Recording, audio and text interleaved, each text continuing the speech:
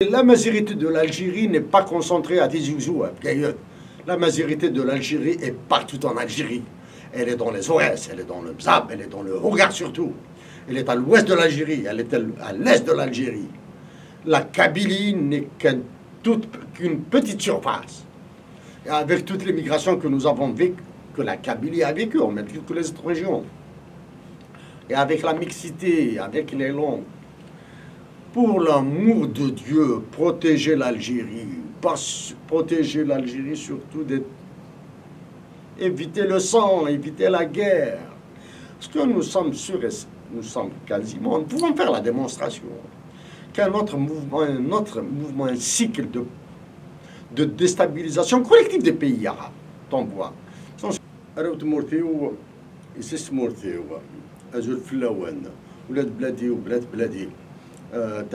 تحياتنا لكم. Désolé, nous allons parler en français, nous ne pouvons pas soutenir, que ce soit en kabyle ou en damazigh ou en arabe, nous ne pouvons pas soutenir la discussion. Donc, notre intervention portera après la déclaration du chef d'état-major, sur certaines manipulations étrangères, en particulier sur le slogan pouvoir civil et non militaire. Nous pensons qu'avec les derniers événements qui se sont produits en Algérie, la situation est devenue plus grave. Donc, les conditions d'enregistrement sont un peu difficiles. Là, nous n'avons pas beaucoup de temps pour ça. C'est un slot restreint qui nous a été accordé. Donc, avant tout, c'est en 2016 que nous avons publié le papier « La peur d'une révolution pacifique et la voie pour la guerre ». C'est un texte que nous avons signé pour le Centre de recherche sur la mondialisation. Et nous pensons qu'il a été repris par un journal en Algérie. Et la même année, nous avons signé un autre papier sous le titre « Le destin de l'Algérie est chez les moins de 30 ans ». Donc maintenant, nous sommes en juillet 2019, nous sommes le 15 juillet 2019, nous les avons tous les deux. Nous avons une guerre, notre patrie qui est en guerre, et le destin de l'Algérie est chez les moins de 30 ans. Donc là, globalement, c'est les moins de 30 ans qui manifestent, appuyés pour les plus âgés. Donc, en signalant nos deux textes publiés en 2016, il y a d'autres textes que nous avons publiés antérieurement et d'autres textes que nous avons publiés après pour le Centre de recherche sur la mondialisation. Donc, dans la suite, nous n'allons pas faire dans la demi-mesure. Nous allons interpréter certains événements tels qu'ils sont. Nous, pour les printemps dits arabes, Maroc, Tunisie, Égypte, notre compatriote Ahmed Ben Saada a écrit le livre Arabesque américaine.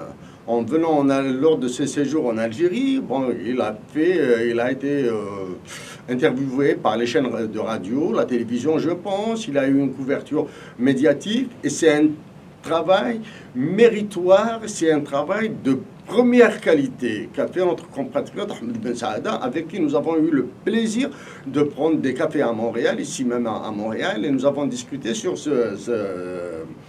le contenu de son ouvrage. Excellent travail dans le cadre de l'information, de la source de l'information, de la naissance des événements. Excellent travail.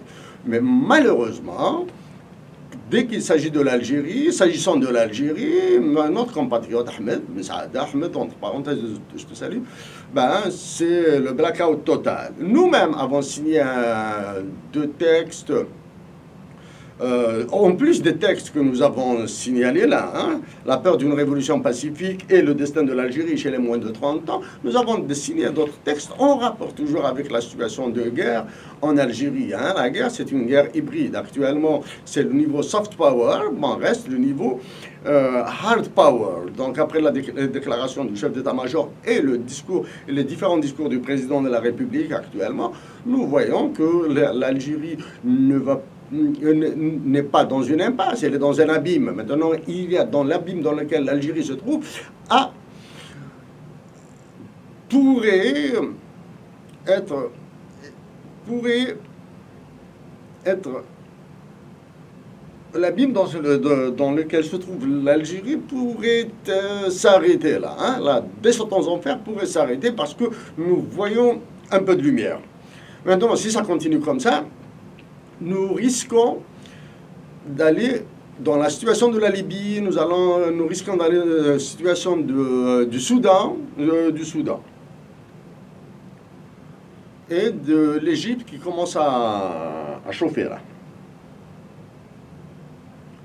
Donc, avant d'aller dans le direct, là, dans le corps de la déclaration du chef d'état-major et d'autres informations que nous disposons relativement, en particulier celle dernière déclaration à la PS du ministre des Finances sur l'arrêt temporaire de la pompe à finance, là, de la pompe à fric, de la planche à billets, hein, de quantitative easing. Il a fait une déclaration dans laquelle il a dit que c'est un arrêt momentané qui demeure un levier important et non l'unique. En d'autres termes, là, il a dit que nous allons recourir à la planche à billets après, et il y a d'autres mécanismes. Nous pensons qu'il s'agit de l'endettement international, puisqu'il a commencé avec la Banque africaine de développement. Nous allons revenir sur ces aspects. Donc, nous allons commencer par 2 CD. CD Hotel Rwanda. Il parle du génocide du Rwanda, Tutsi Hutu. Le génocide du Rwanda s'est déroulé durant l'été 94. Il a duré à peu près 4 à 5 mois. Hein. Le génocide, il a duré 4 à 5 mois. Donc, en visionnant ce film, ou bien des extraits de ce film sur YouTube, ou bien vous pouvez le pomper via le web, vous allez voir que certaines situations vécues au Rwanda ressemblent à des situations en Algérie. La corruption au vu et au su de tout le monde. Vous allez voir le comportement des généraux du Rwanda. Vous allez reconnaître un général des forces du maintien de la paix de l'ONU. Bon, dans le film, c'est une fiction. C'est une fiction basée sur un fait réel. Hein, sur un fait réel, c'est ce qui s'est passé dans un hôtel. Mais bon, pour le général, il s'agit d'un général canadien, donc nous pensons qu'il fait allusion au général Roméo Dallaire.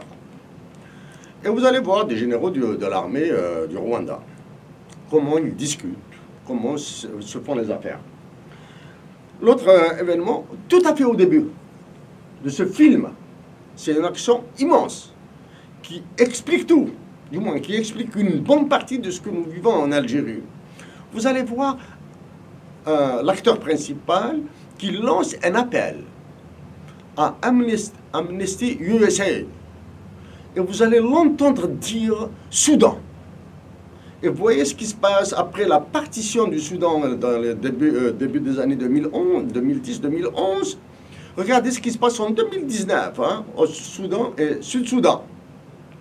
Donc c'est un film très important à voir, du moins il vaut la peine d'être vu, il est sous-titré en français, bon pour l'aspect droit international humanitaire, chapitre 6 et 7, comment on fait des opérations de maintien de la paix, etc.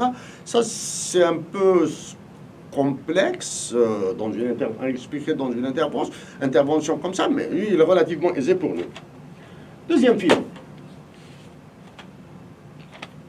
il s'agit de Russell Crowe dans A Beautiful Mind. Il s'agit d'un film qui retrace la vie de John Forbes Nash. John Nash est un prophète en mathématiques. Schizophrène. Il a eu tous les prix en mathématiques, les prix Nobel en mathématiques, il a eu le Nobel d'économie, hein, avec une thèse de 21 pages, et c'est un schizophrène. Vous allez voir tout dans ce film. Bon, certains faits n'ont pas été racontés, dans ce film. Hein. Certains éléments très importants dans la vie de John Nash n'ont pas été racontés. Bon, il s'agit d'un film, juste, il ne faut pas raconter tout. Ils n'ont pas raconté, par exemple, sa rencontre avec John Vanny Newman, l'autre dieu des mathématiques. Bon, une scène avec le président de l'université de Princeton qui a refusé de l'engager. Ils n'ont pas parlé d'une autre scène, un peu plus coriace, là, un peu plus coriace concernant certaines démonstrations mathématiques en relation avec la géométrie sphérique. Hein. Géométrie sphérique. Vous allez voir dans ce film l'immensité, un schizophrène et l'amour que lui a apporté sa femme. Vous allez voir, il y a des scènes insoutenables, du moins dans notre cas pour nous, elles étaient insoutenables. Par exemple, il a oublié son bébé, un garçon dans la baignoire avec l'eau qui coule alors qu'il était en pleine crise. Vous allez voir l'acharnement thérapeutique des psychiatres sur lui. C'est un schizophrène, c'est un génie, hein, c'est un prophète en mathématiques. Ben, donc vous allez voir. Vous allez voir des moments de lucidité, de passion. Quand il est lucide, il est calme, il est amoureux, il est à la limite de supplier sa femme pour lui pardonner ses scènes, mais vous allez voir la résistance, la dignité de son épouse. Mais vous allez voir deux scènes. Une tentative d'assassinat de John Nash Jr., de John Forbes Nash. Tentative d'assassinat. Nous connaissons la théorie de John Nash. Nous ne savons pas si c'est un coup monté ou réellement une tentative d'assassinat. Parce qu'il a été pris par ce qui est appelé l'État profond des États-Unis, hein, pas par la CIA ou la NSA, de National Security Agency, ça par des organismes plus forts que ces deux-là, hein, dans lesquels lui ont posé la question. Connais-tu Oppenheimer? Oppenheimer, il est considéré comme étant le père de la bombe atomique. La réponse de John Nash, vous l'aurez, mais vous allez entendre, faites attention, du moins concentrez-vous sur le petit échange. Le monsieur qui lui a posé la question lui a dit « Je suis son maître ». C'est les services secrets les plus secrets des États-Unis d'Amérique. Et vous allez voir un petit peu cette scène. À partir de là, vous allez construire la tentative d'assassinat. Est-ce qu'elle est vraie ou pas vraie? Est-ce c'est un simulacre pour qu'il demande la protection de ses services secrets et ainsi être contrôlé? Vous allez voir des scènes horribles. Mais c'est John Nash. Hein. Il est mort, ça fait 3 ans, 4 ans. Il est mort dans un accident de circulation tout à fait bête, ordinaire, rentrant d'Angleterre à l'aéroport de New York en prenant le taxi pour rentrer chez lui. Un accident de circulation banal. Est mort. Donc, le Rwanda en 1994, nous avons parlé, l'Algérie, vous allez vous rappeler l'Algérie des années 90, les actuels manifestants sont jeunes, hein, c'est la génération de 88 qui est arrivée là, hein, 88, 98, 2018, 30 ans, donc ils étaient des enfants, donc voilà. Autre élément. Nous avons l'impression que les journaux algériens, les médias algériens, ont reçu instruction de ne rien révéler sur l'un des plus grands réservoirs de dioxyde de carbone qui est à Ain Salah. Ça, c'est la première. Nous avons l'impression qu'ils ont reçu des ordres pour ne pas poser la problématique de la dotation de l'Algérie d'un hymne national bilingue en tamazight et en arabe pour ressouder la nation. Une peur inouïe, et puis refuse d'enquêter, de poser des questions aux députés, aux sénateurs, à qui ils veulent, hein, qui sont les rédacteurs de la Constitution algérienne. Ça, c'est le problème des médias algériens. Nous avons l'impression qu'ils sont recontrôlés, alors qu'on demande la liberté d'expression, la liberté de la presse, etc. Ce sont des questions relativement simples. Actuellement, le mouvement qui se produit en Algérie s'appelle le mouvement Hirak. En Maroc, en février 2011, un même mouvement est né via Internet et qui s'appelle le mouvement Hirak. Nous savons, après le Hirak de 2011, il y a eu Al-Husseima, le RIF, en 2016, avec sa figure apparente, c'est Zebzaki.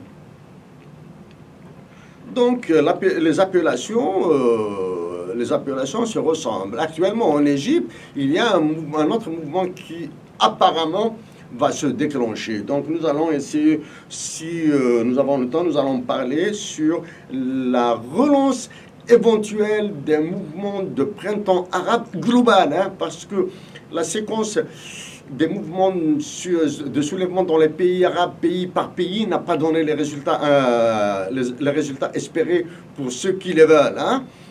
Et si les résultats espérés n'ont pas été atteints, c'est grâce à la résistance des Algériens dans la paix et la dignité, malgré toutes les souffrances qu'ils endurent. C'est ce genre de mouvement, généralement, ils s'éteignent rapidement. Ils se basent sur la rupture entre les populations et le pouvoir politique ou militaire dans le cas de pays africains. C'est le premier élément. Le deuxième, sur la jeunesse. Et ils se basent aussi sur la réalité des problèmes soulevés. Ils sont vrais, les problèmes sont vrais. Donc, l'adhésion sera instantanée. Mais les bénéfices seront au profit des pays qui les ont déclenchés. Vous n'avez qu'à voir le Soudan et l'Égypte. L'autre mouvement, l'autre pays qui souffre, c'est le Mali. L'autre pays qui est en voie de partition. Nous pouvons vous raconter tout ce que vous voulez sur la Libye, mais c'est la partition de la Libye qui est en cours entre la Libye de l'Est, la Cyrénaïque, et la Libye de l'Ouest, qui est la Tripolitaine, c'est-à-dire celle qui vient avec l'Algérie. Et vous avez un problème immense qu'on appelle la bande d'Aouzou. Ça, c'est un autre problème que nous n'allons pas traiter maintenant. Donc, à nos chers frères et sœurs d'Algérie, compatriotes, ceux qui aiment l'Algérie, dans le sang là, ils aiment l'Algérie. Donnez le temps à la paix, donnez le temps à la négociation, donnez le temps à des discussions, acceptez toutes les offres de dialogue, construisez le dialogue comme vous le voulez, mais allez-y vers le dialogue. À ceux qui aiment l'Algérie, et tempérer, arrêtez ces manifestations parce que c'est la violence qui s'en vient à travers la déclaration du chef d'état-major.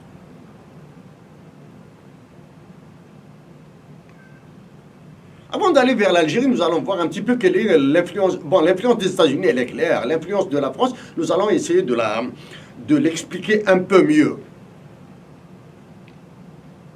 Aujourd'hui, il nous semble que l'ambassadeur de France s'est exprimé en Algérie. Bon, l'ambassadeur de France en Algérie s'est exprimé. On s'en fout, là. Mais avant, il y a la France, d'après Yanis Varoufakis, vous pouvez le lire à travers des livres académiques, des articles assez profonds, là, pas de journal. La France est le prochain pays à frire en Europe. La France sera un pays, c'est le pays à cuire, là, à Frloun. Pourquoi? Parce que l'Europe est dans un état stationnaire, la dette souveraine française est insoutenable, et il y a les mouvements d'extrême droite qui sont à travers, dans les autres pays, l'Autriche, l'Italie, etc. Il y a la remontée de l'Espagne et du Portugal d'un point de vue économique, il y a la monnaie européenne, l'euro qui commence à poser des problèmes très graves en termes d'équilibre. Ça, lisez Stiglitz, et l'autre Nobel d'économie, là, même s'il soutient, même s'il qualifie la zone euro de zone optimale, Et donc la France a été chassée de la Guinée équatoriale, d'autres pays d'Afrique équatoriale, là, elle a été chassée, donc elle remonte vers le nord. les États-Unis et l'Angleterre la poussent vers le nord. Donc la France, dans la situation économique et politique qui sont les siennes, doit protéger ses sources d'approvisionnement en maintenant ses colonies dans un état de chantage, de domination et de soumission par le chantage. Ça, c'est... Maintenant, elle a activé. Nous avons cité précédemment des journalistes comme Edoui Plenel, Nicolas Beau, M. François Gèze. S'il vous plaît, tenez-vous, restez à l'écart. Restent ensuite les figures les plus médiatiques, telles que BHL, là, dès qu'il pointera du nez, ça veut dire que c'est très grave. Le dernier à s'exprimer, c'est l'historien dessous, là, Benjamin Stora. Monsieur Stora, taisez-vous, s'il vous plaît. Foutez la paix à l'Algérie. Vous avez l'intention d'organiser un séminaire ou une conférence sur ce qui se passe sur ce mouvement en Algérie, faites-le. Les Algériens ne seront que plus éclairés. Les Français ne seront que plus éclairés. Si les conférenciers que vous invitez sont honnêtes intellectuellement et très solides, théoriquement, vous avez participé à l'humiliation de l'Algérie par la France lors de la visite de votre président actuel. Quand il est venu en Algérie, vous étiez avec lui. Vous lui avez fait le tour de la maison. C'est comme si l'Algérie n'avait pas d'historien pour lui présenter les ravages que vous avez faits en Algérie. Nous n'avons pas de haine envers le peuple français. Nous avons nos amis français. Notre amour est né en France. Mais M. Benjamin Stora, arrêtez.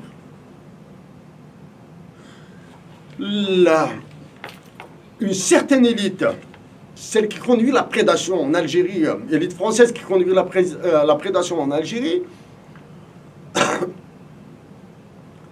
a été plus que présente. Elle a été oppressante en Algérie. Vous avez les années 90 comme dessus, le président du FMI. Maintenant, dans les années récentes, depuis 2003, 2004, c'est Olivier Blanchard, Jean-François Dauphin, Marie-France Nelly du GAFI, de ETF, de Financial Action Task Force. Et donc, ça, ce sont les visibles. Hein. Nous ne parlons pas des réseaux. Nous ne sommes pas dans le secret des dieux et de ces réseaux. Nous savons qu'ils existent, mais leur consistance, non. Donc, M. Stora, quand nous étions en Algérie, nous lisions qu'en français des livres que nous recevions de France, de la part de nos amis, comme José, c'est un Français, un ami, comme Hervé, comme Jean. Maintenant, depuis que nous sommes en Amérique du Nord, nous avons eu l'accès à la documentation anglaise. Et nous avons assisté à une conférence sur l'histoire des révolutions à Montréal, durant laquelle le professeur algérien Dahoud Jerbal a remis à leur place des professeurs d'histoire français en présence de l'une des sommités en histoire des révolutions. C'était un professeur de l'université du Wisconsin. C'était M. Stora. Et Hussein Aït Ahmed a offert à une de ses relations l'œuvre de Ajran en 2 tomes à une de connaissances. Et nous avons eu le plaisir de la lire. Nous nous sommes réconciliés avec l'histoire de la révolution algérienne. Un autre élément. S'il vous plaît, arrêtez. Les Algériens doivent se mettre une fois pour toutes dans la tête que les droits de l'homme ne sont pas nés en France. Que la France n'est pas la terre des droits de l'homme et des libertés. Les droits de l'homme sont un transport, sont un transfert, sont un travail du marquis de Lafayette quand il a fréquenté George Washington et Thomas Jefferson, les pères fondateurs des États-Unis d'Amérique, qui s'est inspiré de la déclaration d'indépendance de 1776. quand il est rentré en France, il les a connus. Quand il est venu en France, avec le Condorcet, ils ont travaillé. Et vous savez, mes compatriotes algériens doivent chercher pour savoir ce qu'a fait le Condorcet. Il a cassé tout le système des élections là pour la démocratie, d'un point de vue mathématique. Et chercher comment est-ce qu'il est mort. Donc, une fois pour toutes, les droits de l'homme ne sont pas nés en France. La Déclaration universelle des droits de l'homme, même si elle n'a été ratifiée qu'en 1981, est difficilement en France. La participation de l'ambassadeur de France aux Nations Unies lors de la rédaction de la Déclaration des droits de l'homme à San Francisco n'a été que très éphémère. Stéphane Hessel a dit qu'il n'a été que présent. Bon. L'autre événement, quand vous organiserez le séminaire sur le mouvement en Algérie, là, il faudra préciser aux Algériens qu'en France, le mouvement des Gilets jaunes, d'inspiration fondamentalement américaine, l'esprit libertarien américain, et qui a été déclenché par une femme, à travers une pétition banale, basique, sur l'augmentation des tarifs de l'essence, quelque chose comme ça, qui a pris une telle ampleur. Et ensuite relayé par Steve Bannon, que vous avez refusé de recevoir en France, à qui l'une des femmes politiques françaises a rendu visite à Bruxelles, que, en bout de course là, c'est la France de l'extrême droite qui est passée devant pour le parti politique du président à qui vous léchez les bottes. Votre président, hyper intelligent, très ambitieux aussi. En France, c'est l'extrême droite qui est passée devant. Donc, la République en marche est devenue plus exactement la République en marche arrière, là. Et nos compatriotes algériens qui ont la citoyenneté française, nous avons la citoyenneté canadienne, nous avons saisi les autorités politiques du Canada pour leur dire que les forces canadiennes doivent être du côté algérien. Nos compatriotes algériens qui ont la nationalité française, et ça c'est un immense avantage d'être un binational, un trinational ou avoir 10 nationalités, doivent agir au président de la France pour lui dire de ralentir le massacre en Algérie et de le freiner après, et rapidement. Nous pouvons construire des relations plus saines, plus équilibrées, plus humaines, simplement plus humanistes entre la France et l'Algérie.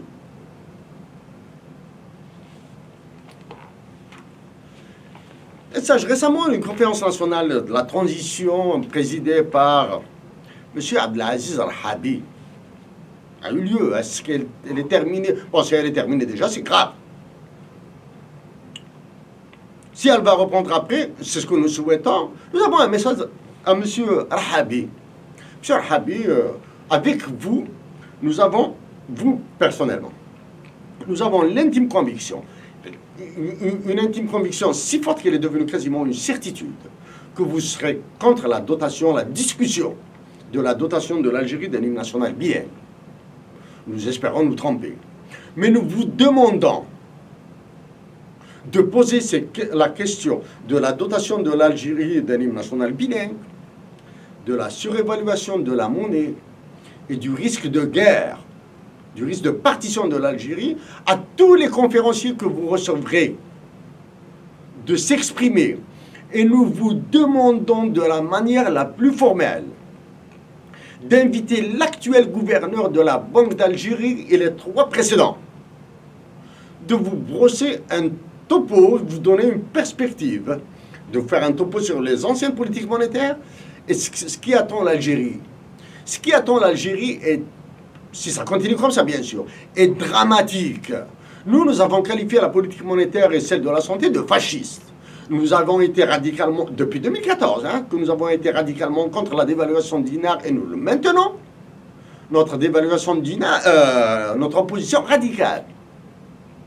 Et nous allons revenir sur la déclaration, là, sur la planche à billets.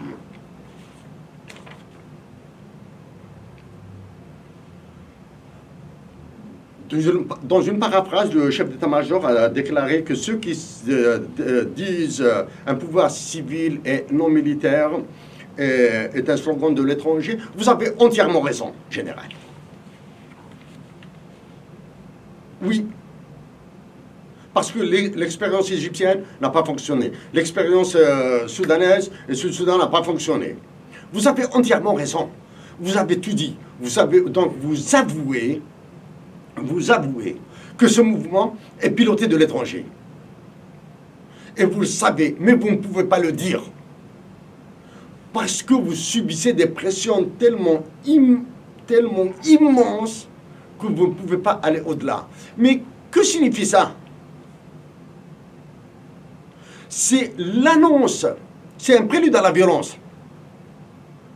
Parce que maintenant, comme dans le contrat de Rome dans lequel Hussein Aït Ahmed, nous vous le rappelons, Hussein Aït Ahmed, en plus d'être un politique, un opposant, l'opposant, ça ne nous intéresse pas.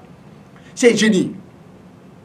Il a prévu une clause de garantie dans le contrat national de Rome. Maintenant, ce sont ceux qui exercent des pressions sur vous, que ce soit des organisations internationales, les ONG, comme Amnesty International, Reporters sans frontières et d'autres. C'est-à-dire, si vous exercez la violence, on vous fait ça, on va vous dénoncer pour vous affaiblir. Mais d'un autre côté, les institutions financières et les intérêts financiers qui s'intéressent à l'Algérie, à l'économie algérienne, qui veulent la prendre, hein, ils veulent la prendre et vont vous pousser à la dévaluation du dinar, etc., à déclencher l'inflation, et vous allez la déclencher. Si vous continuez comme ça, les Algériens, jusqu'à maintenant, ont résisté. Vous ont demandé de prouver que vous êtes les puissants en Algérie, c'est-à-dire que vous êtes les maîtres de la situation, que vous allez bloquer ces manifestations parce qu'ils ont besoin maintenant de stabilisation. Les forces étrangères ont besoin d'un pouvoir puissant et non pas fort. Parce qu'un pouvoir fort, c'est celui qui est soutenu par son peuple. Ils ont besoin de la puissance. Dans le langage théorique et diplomatique ou supranational, c'est ce que nous appelons la gouvernance. Au lieu de doter l'Algérie au lieu que l'Algérie se dote d'un gouvernement responsable, ses institutions et ses forces veulent la gouvernance. Parce que, première raison, elles en ont marre de la bureaucratie algérienne. C'est pour cette raison que avant, parmi les ministres et les premiers ministres qui sont actuellement à l'isolement, parlent de gouvernance, non pas de gouvernement. Parce que pour eux, d'un point de vue économique, les coûts de la corruption sont exorbitants. Parce qu'ils veulent accélérer la cadence des investissements étrangers en Algérie. Ce sont des investissements de courte durée. Ils vont faire leur beurre en Algérie, casser l'Algérie et repartir. Parce qu'ils vont venir à travers les hedge funds. C'est pour cette raison que vous avez touché à tout, sauf aux compagnies internationales et sauf aux joint ventures, aux sociétés de capitaux mixtes, capital mixte, joint ventures, qui touchent à l'agriculture dans le sud. Bien sûr, ils vont venir avec le truchement de l'Arabie Saoudite, du Qatar, de l'Émirat Arabe Unis, qui vont mettre de l'argent, du dollar. Parce qu'ils sont obligés. Nos compatriotes algériens seraient avisés de constater que les printemps arabes ont touché les pays les plus vulnérables d'un point de vue économique et politique. Économique et politique. Égypte, Maroc, Tunisie, la Libye, l'Algérie. Mais ils n'ont pas touché les pays politiquement faibles, mais très riches, les pays arabes. Le pays qui mérite un immense printemps, plus, il mérite un printemps et un été, un double printemps et un double été. C'est l'Arabie Saoudite.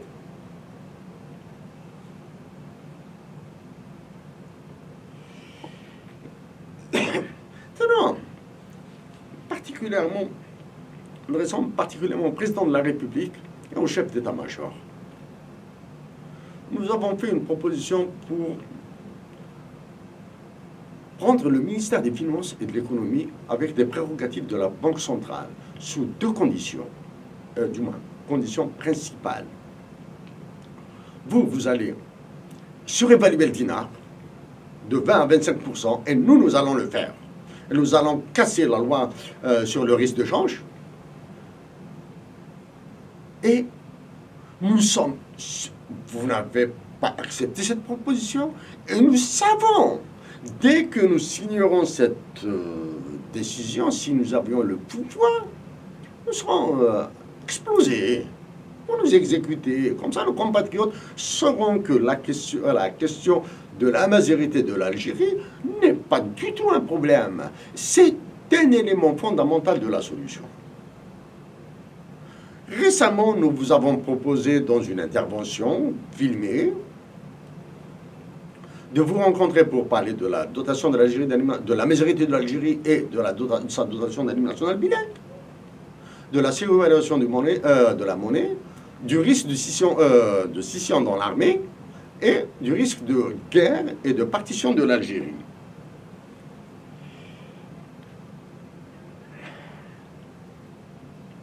Vous savez, nous n'avons pas eu d'écho. Le seul écho que nous avons eu,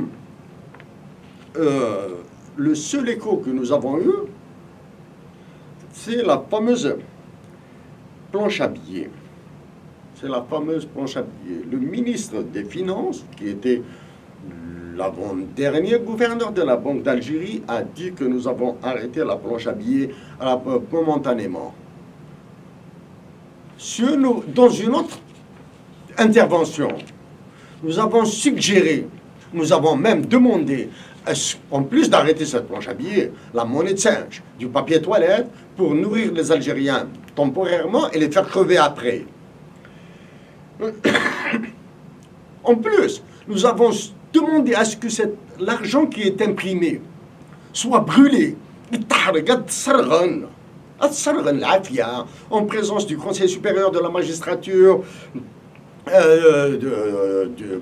du Conseil du crédit de la monnaie, des membres du Conseil d'État, des Algériens lambda, citoyens ordinaires, les précédentes autorités politiques. Non. Maintenant, ce n'est même pas le gouverneur, c'est le ministre des Finances qui dit que la planche à billets demeure un levier important et non l'unique. C'est-à-dire, vous voulez de gré ou de force déclencher cette inflation une hyperinflation à laquelle l'Algérie a résisté? Parce que dès que vous toucherez aux terres agricoles, avec combinaison de la planche à billets, même si aucune causalité ne peut être émise, nous allons parler de Friedman tout à l'heure et de Keynes. Il suffit d'une panique. Et ce sera l'embrasement en Algérie. Les premières victimes en Algérie ont été enterrées. Arrêtons à tous les détenteurs de pouvoir de décision dans les services de sécurité. Nous vous demandons d'appeler à la paix, d'appeler à la dispersion éventuelle des manifestants, dispersion de leur propre gré. Mais pour l'amour de Dieu, n'utilisez aucune force de coercition pour faire capoter les manifestations. Laissez les Algériens manifester s'ils le veulent jusqu'à l'an 10 000. Ne les touchez pas.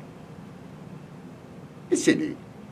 Mais ayez le courage d'identifier clairement les déclencheurs et les manipulateurs de ces manifestants à travers certaines ONG. Et même maintenant, à ces ONG locales, ou organisations internationales non gouvernementales, les internationales, plus les mécontents qui ont été mécontents, qui n'ont pas apprécié toute la série d'arrestations là. En Algérie, personne ne croirait, il y a quelques mois, que des grands noms célèbres, les grands noms, c'est l'histoire qui les fait, soient envoyés en prison. Nous profitons de l'occasion pour un appel à la sagesse, à la raison, à Maître Salah Debbouze, avocat.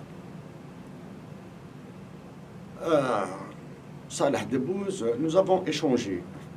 Il ne dira absolument rien sur la qualité et le contenu de nos échanges. Votre grève de la faim a montré le peu de solidarité de votre corporation à votre cas. Votre grève de la faim a montré encore le niveau de déliquescence du système judiciaire et juridique en Algérie.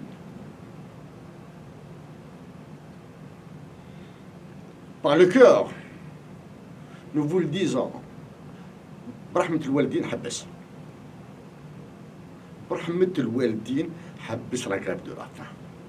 Tenons en termes très algériens, même si ça en dit en français, ça Maître Debbouze.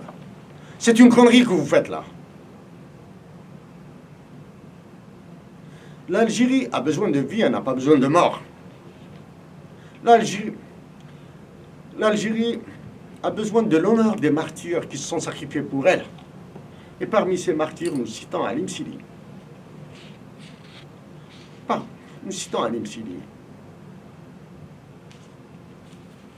Ces derniers temps,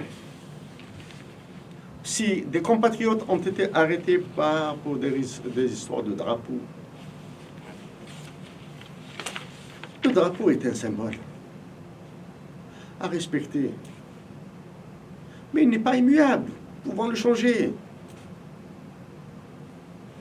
Aucun Algérien, nous disons bien, aucun Algérien n'a parlé, n'a pleuré, n'a décrit le drapeau national comme l'Ounas Matoub. Aucun Algérien n'a produit une œuvre musicale pour son drapeau comme l'Ounas Matoub. Aucun Algérien n'a produit, ce n'est pas de la poésie, c'est de la démiurgie comme l'Ounas Matoub. Et pensez à ce qui lui est arrivé. Nous ne pensons pas à l'assassinat. Nous savons qu'il a été assassiné en 1996.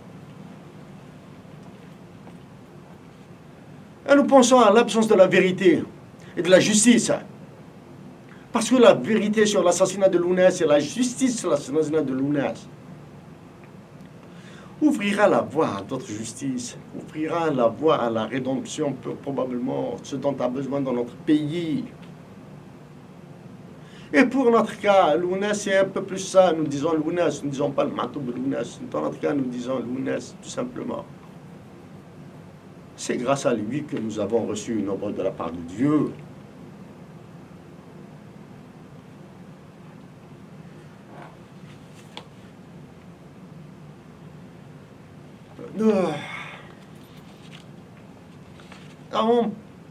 Tout à fait au début, nous avons parlé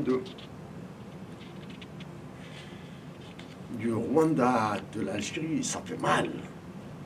Parler de sa patrie comme ça, là, hein?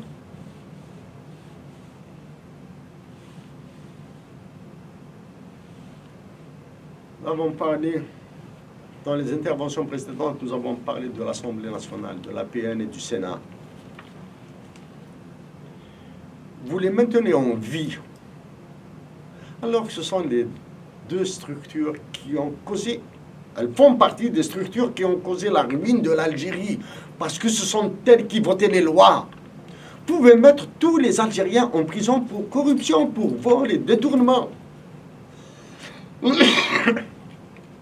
Leurs avocats invoqueront des lois qui ont été votées par l'Assemblée et le Sénat, approuvées par le Sénat. Et ils seront acquittés. Si la justice fonctionnait bien, ils seront acquittés parce qu'ils n'ont fait qu'appliquer, qu'ils n'ont bénéficié que de la loi. Le blanchiment d'argent, le transfert de capitaux à l'étranger, la fuite des capitaux à l'étranger, il a été autorisé par des lois sur la monnaie, sur pression des étrangers. Et c'est pour cette raison que vous refusez de contrôler les comptabilités des compagnies multinationales installées en Algérie parce qu'elles sont incontrôlables, parce qu'elles sont hyper complexes, elles sont hyper sophistiquées. Dans une ancienne histoire, nous avons commencé à nous intéresser à l'économie à l'âge de 16 ans, 17 ans. Nous avons commencé à lire.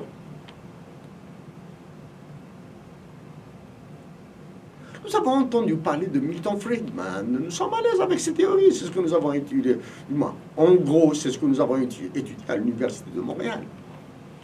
Nous sommes fascinés avec ça. Nous avons entendu une anecdote, blague. Une blague. Il dit, parce qu'il paraît, on aurait une anecdote, blague, vérité, nous ne savons rien là. Hein. Ce qui paraît, on aurait posé la question suivante à Milton Friedman. Que feriez-vous si on vous confie l'économie algérienne? Sa réponse a été, je vais fuir. Nous espérons que c'est une anecdote, que c'est une blague. Il y a énormément de blagues qui circulent sur l'économie algérienne. Voici donc, pour une fois, nous avons lu un livre écrit par Milton Friedman himself et sa femme. Milton Andrew Rose Friedman. Rose Friedman, c'est l'épouse de Friedman, de Milton Friedman. Bon, objectivement, un livre qui nous a laissé une bonne impression. Pourquoi? Dans ce livre écrit par Milton Friedman, hein, il n'a pas utilisé une seule fois l'expression générique en économie, hein, c'est ceteris paribus, other things being equal, ou en français, toute chose égale par ailleurs. Bien, une autre expression en anglais à peu près, qui signifie à peu près la même chose, c'est business as usual. Dans ce livre, uniquement dans ce livre, il ne l'a pas utilisé. Parce que cette expression, elle casse tout là. Hein. C'est une expression qui est empruntée normalement à Alfred Marshall. Parce que l'économie est tellement complexe qu'on ne peut pas utiliser toutes les variables. Donc on sélectionne, on coupe. Voilà. Deuxième élément de satisfaction, il n'a pas déblatéré sur la rationalité.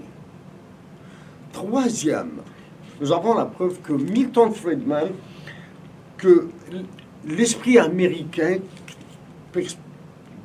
dit par Milton Friedman est somptueux. L'Algérie serait inspirée de transférer les 5 premiers amendements, on va dire comme ça, la liberté, la liberté, la religion, liberté d'expression bien sûr, la religion, sur la législation par le gouvernement, c'est-à-dire législation par ordonnance, et les 5 premiers amendements, l'Algérie serait très inspirée de les ramener en Algérie, de copier tel quel, hein, copier-coller, et arrêter avec ces histoires de la France qui utilise l'islam et toutes les religions dans ses colonies pour faire un sujet de guerre. Chez les anglo-saxons, la religion, vous pouvez croire en qui vous voulez, vous êtes libre de croire en qui vous voulez, et juste keep cool, hein, slow down. L'autre expression, dans ce livre, nous avons dit que nous lisons que Milton Friedman a dit que l'inflation est d'origine exclusivement monétaire. Dans ce livre, Milton Friedman dit que c'est une proposition, ce n'est pas une loi, ce n'est pas un théorème, ce n'est rien. C'est une proposition qu'il faudra ajouter. Donc nous avons lu sur Friedman, bien sûr, à une autre occasion, nous allons démolir. Milton Friedman, c'est donc sur son lit de mort qu'il a regretté d'avoir défendu sa théorie quantitative sur la monnaie. P égale MV. C'est sur son lit de mort. Nous pensons qu'il a été éduqué dans la pure tradition américaine, dans le challenge américain, cassé du John Maynard Keynes. Ah.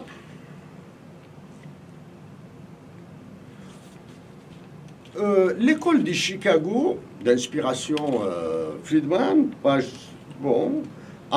a réputé avoir démoli le Chili de Salvador Allende.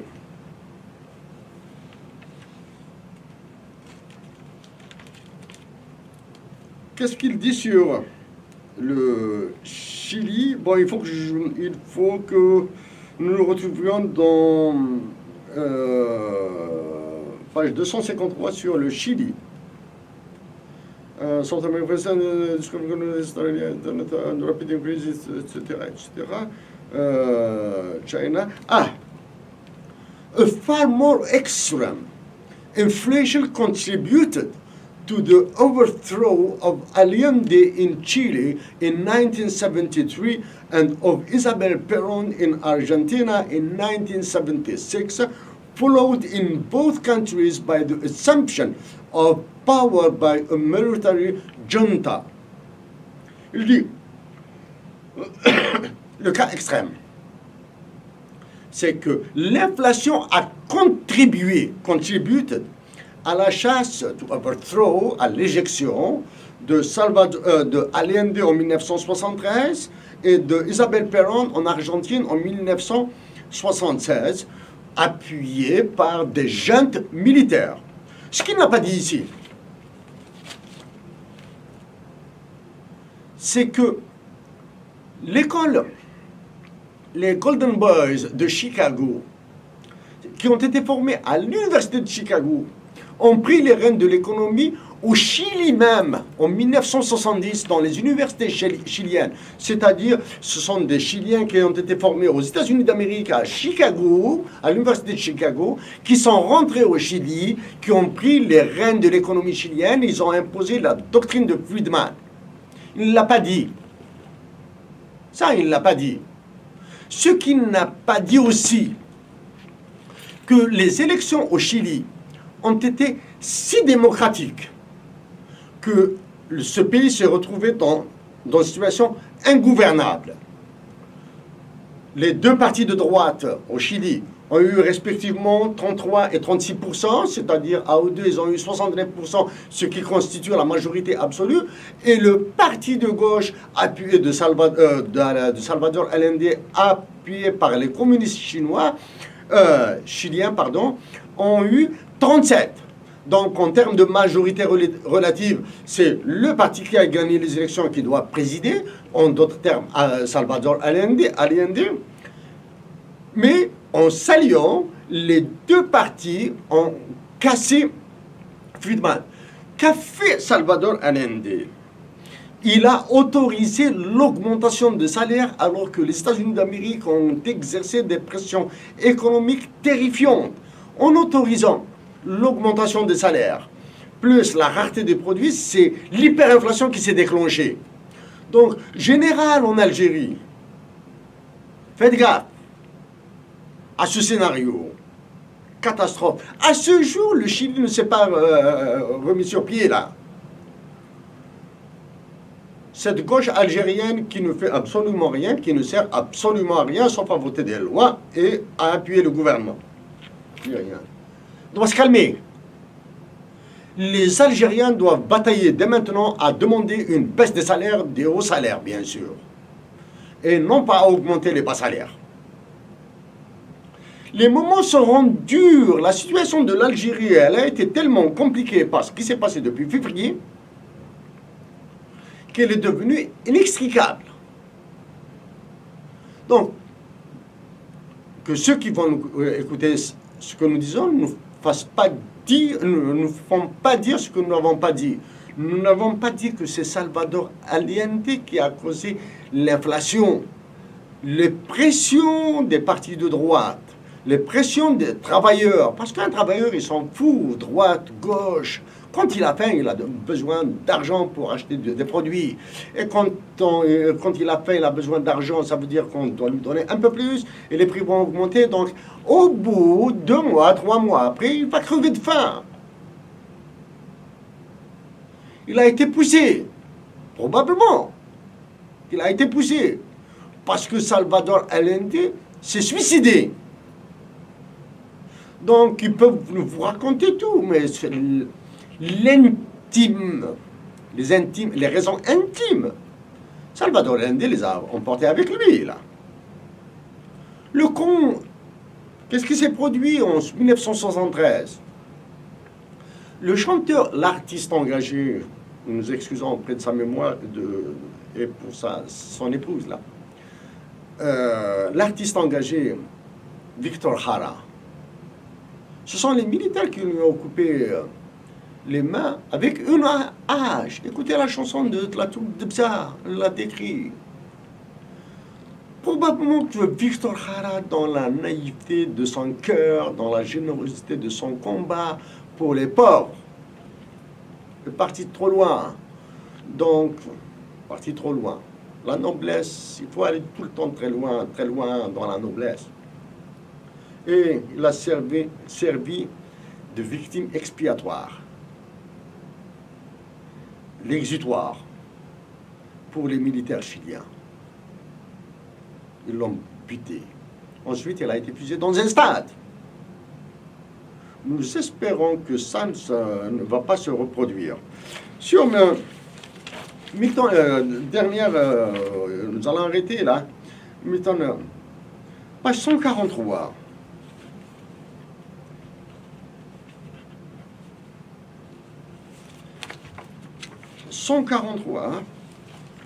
Milton Friedman écrit Egalitarians in the United States may object that the fewness of communes and their fragility reflect the opprobrium that a predominantly capitalist society visits on such communes and the resulting discrimination to which they are subjected.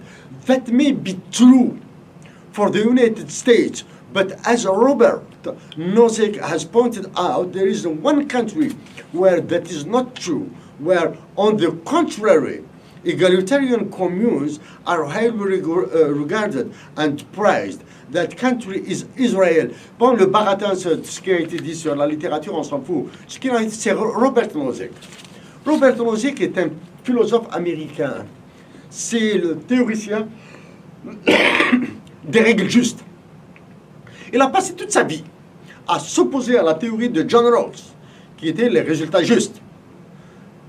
Robert Nozick, règles justes, et John Rawls, résultats justes en philosophie.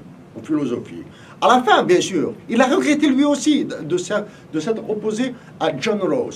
Un exemple concret des résultats justes, des règles justes et des résultats justes. Prenez un Algérien qui touche 50 000 dinars par mois. Vous lui faites un impôt de 10%. Donc, à la fin du mois, un impôt mensuel sur le revenu mensuel de 10%. Donc, à la fin du mois, il doit payer 500 dinars. 50 000 dinars, il paye ça. Il paye 500 dinars.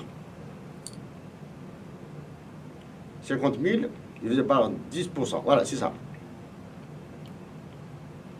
Vous prenez la même personne, une autre personne qui touche 500 000 dinars.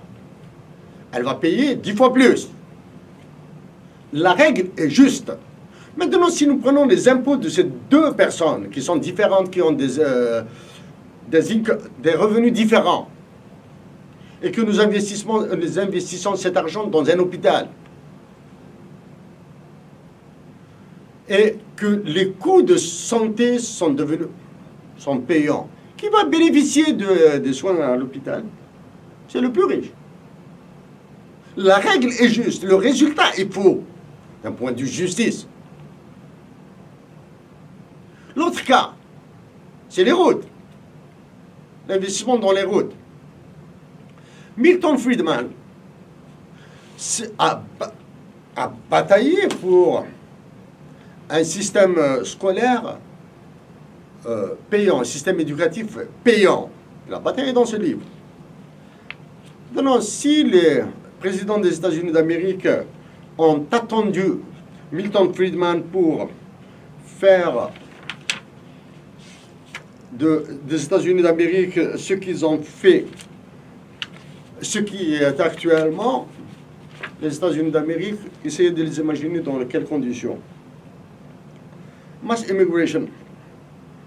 Eisenhower, page 23, pardon.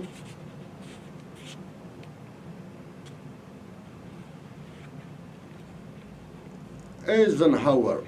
Shortly afterwards, in January 1958, in a special message to the Congress from President Eisenhower on education, dans un message spécial au Congrès du président des États-Unis, Eisenhower, on education, argued that national security requires that the federal government must play an emergency role. Dans un message d'urgence adressé au Congrès, le gouverneur Eisenhower a dit que l'État fédéral doit intervenir d'urgence pour jouer un rôle important dans le système éducatif.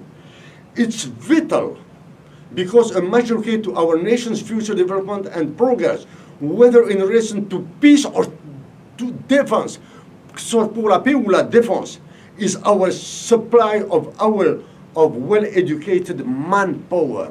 Nous avons besoin d'une main-d'œuvre éduquée. En parlant de Milton Friedman, maintenant, bien sûr, nous avons lu un autre de Keynes, Keynes Aspect of Modern Man and His Work. Keynes est très critiqué. Keynes est un révolutionnaire de l'économie. Nous sommes plutôt, si on nous posait la question, est-ce que vous êtes pro ou anti-Keynes, nous sommes plutôt pro-Keynes. Bon, il y a des aspects chez Keynes qui sont très difficiles à maîtriser. Nous n'avons pas encore atteint ce niveau de maîtrise. Qu'il s'agisse de la croix keynésienne, qu'il s'agisse de la croix keynésienne, du full employment, du plein emploi. Là, nous avons des problèmes d'acceptation théorique. Keynes a passé sa vie à faire dans l'art. Keynes a passé sa vie à faire, du moins, il a aidé dans sa vie à faire de l'art. Il a soutenu, la page 5,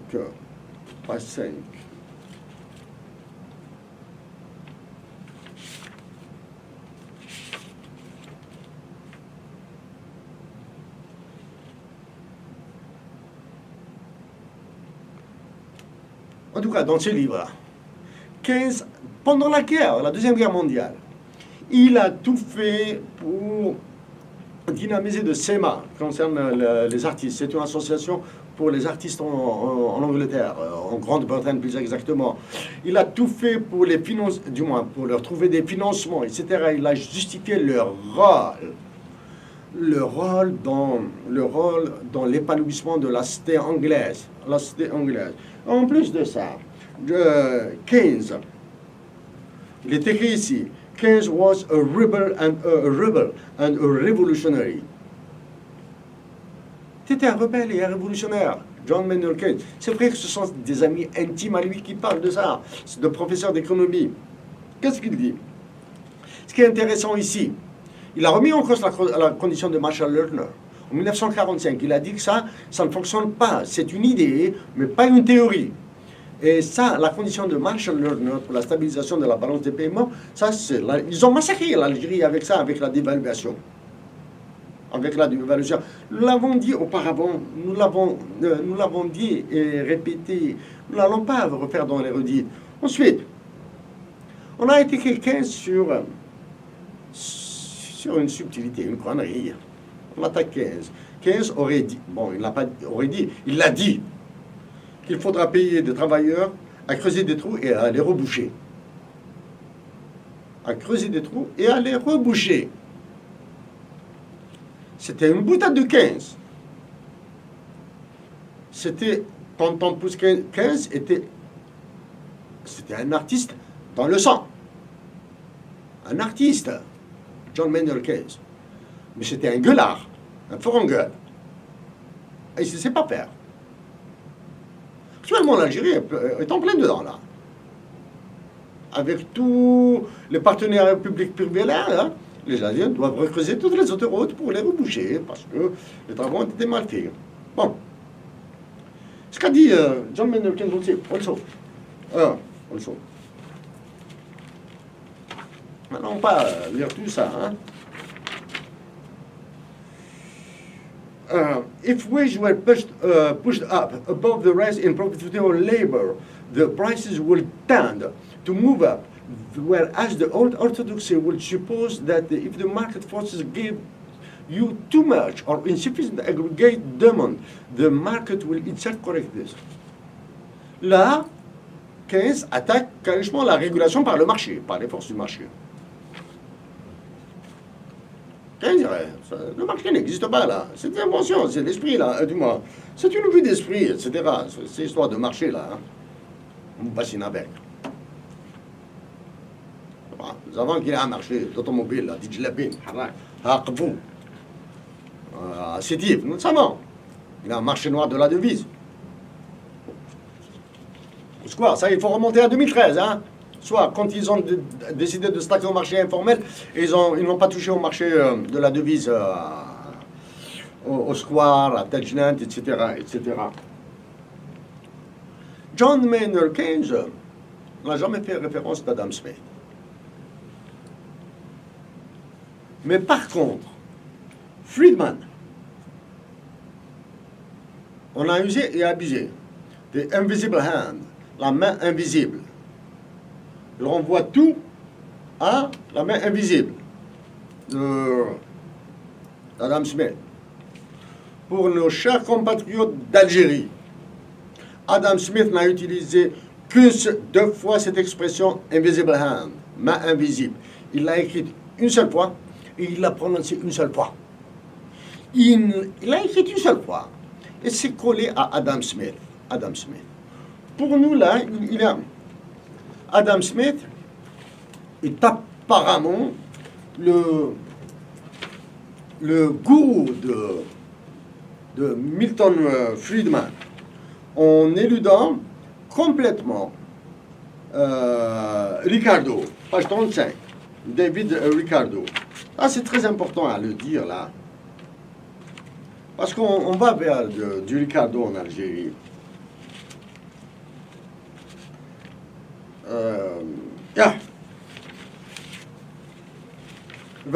The final victory in the battle came 70 years later in 1846 with the repeal of so-called Corn Laws. Le retrait en 1846, c'est le retrait de la loi dite sur les Corn Laws, la loi sur le blé, tout ce qui est grain, hein, blé, maïs, etc. Ça, c'est une loi qui a été défendue par les frères Thornton, Henry and George Thornton. Un Thornton est un banquier, un autre est un politique. En tout cas, c'est 2 frères. Un est un banquier, un autre. Les Corn Laws, c'est l'arrêt des importations du maïs, du blé des pays. Alors que David Ricardo a bataillé fort pour que cette loi ne soit pas votée, pour maintenir les prix bas. Parce que la conséquence a été l'exploitation des terres non fertiles en Angleterre, ce qui a fait augmenter les prix, etc., etc. L'augmentation des prix enchaîne l'augmentation des salaires et toute l'inflation. Donc, on demande des investissements, plus de taxes, etc. Donc, ça fait l'affaire des banques. Ça, en lisant ce livre de Milton Friedman, vous allez croire que c'est Adam Smith. Adam Smith n'a rien à voir avec les Corn Laws. En 2015, quand nous avons analysé le programme d'ajustement structurel dans la famille, dans une forme un peu décontractée, notre ivresse à l'époque nous a un peu perturbés. Nous avons parlé du problème de l'autarcie, du moins, dit que probablement que les Algériens doivent se retrouver, doivent vivre l'autarcie. Les Japonais l'ont vécu. Les Japonais l'ont vécu. Nos compatriotes d'Algérie doivent se remettre à travailler la terre. Diplômé ou pas diplômé, quiconque a un lopin de terre doit le cultiver.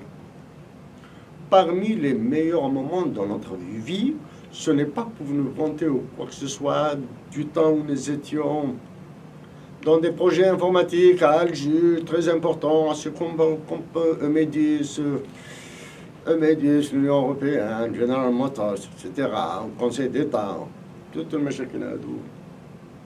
Ah, le week-end, la période de congé.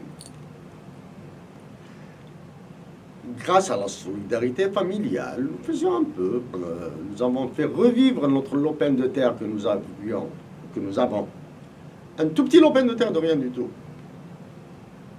Hein? On était, en plus de notre autosuffisance familiale, hein? Toute la famille, on échangeait avec les cousins, ceux qui ont fait des fruits, nous avons fait des légumes, etc., les olives, zétouzomour, etc., tout ça. C'était bien. Bien sûr, nous avons participé à la main-d'œuvre, travaillé avec Chapa, hein, avec Elzim, Bala, Rassou. Nous avons travaillé ça. C'était parmi les meilleurs moments, peut-être probablement dans notre vie. Bon, il y a des moments, du moins dans le domaine du travail. C'est les meilleurs moments. On travaille donc, nous avons des amis, des connaissances qui sont devenus. Ça nous gêne de parler d'argent quand il s'agit de travailler la terre. La terre rend riche. Elle rend riche. Et sûr, malheureusement, dans notre pays, dans nos esprits, là, nous mesurons la richesse par de l'argent. Dégueulasse. La terre rend riche. Elle nous fait aimer la patrie.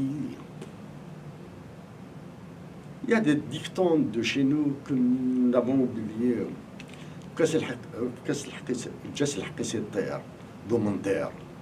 C'est-à-dire, quand vous travaillez la terre, vous faites du bien, vous êtes généreux, vous êtes altruiste là. Vous allez laisser la part aux passants, vous allez laisser la part aux oiseaux. Tout ça.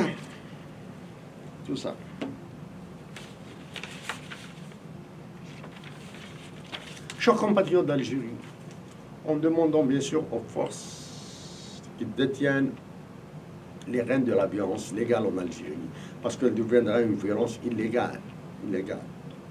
Nous vous demandons d'éviter la violence, non pas plutôt de l'éviter, de vous interdire d'utiliser la violence contre les Algériens. Allez-y vers la paix, allez-y vers la protection du Sud. Protégez les soldats algériens.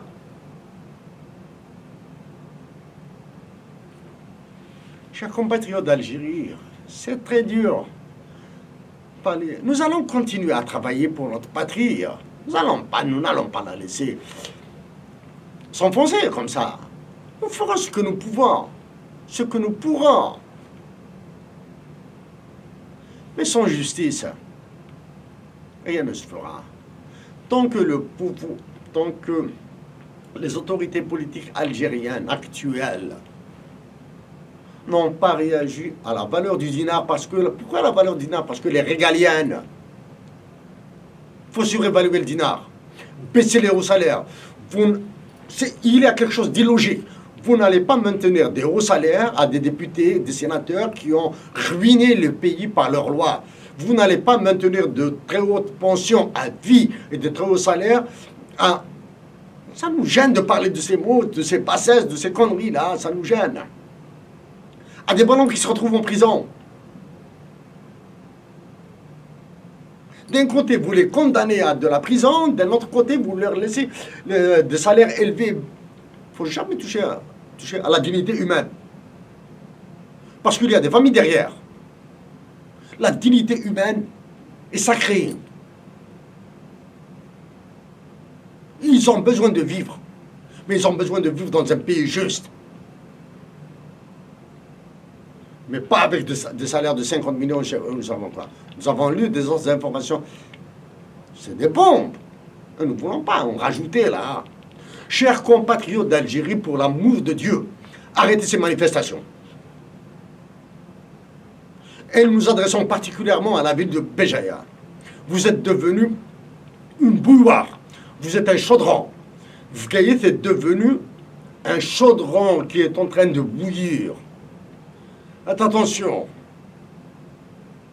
Que ce soit les années 80, les années 2000, la tragédie vécue dans le sang, Béjaïa, on a connu. S'il vous plaît, la majorité de l'Algérie doit devenir une force et non une menace. Nous avons lu dans la presse que l'Algérie, qu'il y aura une formation d'enseignants additionnelle de formation. Former autant que vous voulez d'Algériens à Tamazirt, la langue. Ils seront utiles pour l'avenir. Mais continuer à enseigner Tamazirt dans le primaire, c'est de la connerie, c'est de la bullshit. Ça, c'est d'un point de vue économique. Et c'est une menace extrêmement grave pour la cohésion nationale dans le futur. L'enseignement de Tamazirt doit être transféré au supérieur. Ce sera plus efficace, plus rentable. Et la majorité de l'Algérie n'est pas concentrée à Tizi Ouzou, à Bgaïot. La majorité de l'Algérie est partout en Algérie. Elle est dans les Aurès, elle est dans le Bzab, elle est dans le Hogar surtout. Elle est à l'ouest de l'Algérie, elle est à l'est de l'Algérie. La Kabylie n'est qu'une petite surface. Et avec toutes les migrations que nous avons vécues, que la Kabylie a vécues, on met toutes les autres régions. Et avec la mixité, avec les langues. Pour l'amour de Dieu, protéger l'Algérie. Protéger l'Algérie surtout éviter le sang, éviter la guerre. Parce que nous sommes sûrs, nous sommes quasiment, nous pouvons faire la démonstration qu'un autre mouvement, un cycle de déstabilisation collective des pays arabes. T'en vois. Attention, l'Algérie est sur le bord de l'explosion. La France et les États-Unis d'Amérique font peser énormément de menaces sur le pouvoir algérien actuellement. Nous n'allons pas les dire toutes, parce que nous ne les connaissons pas toutes. Nous connaissons au moins 6. Parmi ces 6, il y a la Cour pénale internationale. Nous avons travaillé sur la CPI, dans un document en anglais, sur des livres en anglais. La CPI, il ne faut pas l'oublier ça.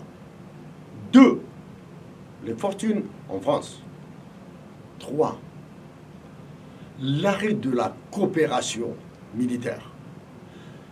Les Américains et les Américains arrêteront de nous fournir à l'armée algérienne ce qu'ils appellent les vues infrarouges là, les vues nocturnes, le mouvement des terroristes là.